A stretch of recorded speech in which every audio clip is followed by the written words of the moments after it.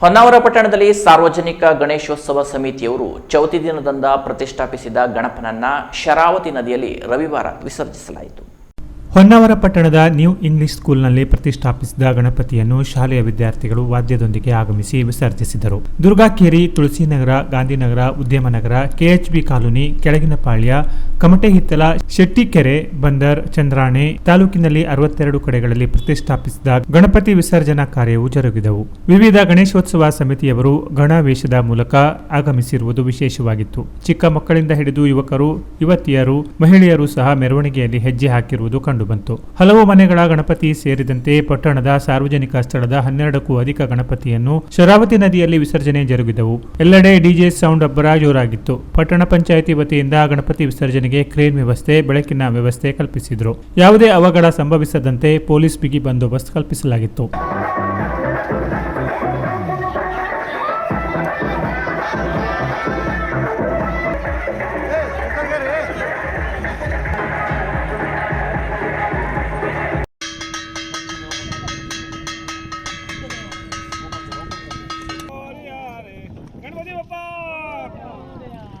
Mangalamurthy Morya ಲೋಕರ್ಯ Morya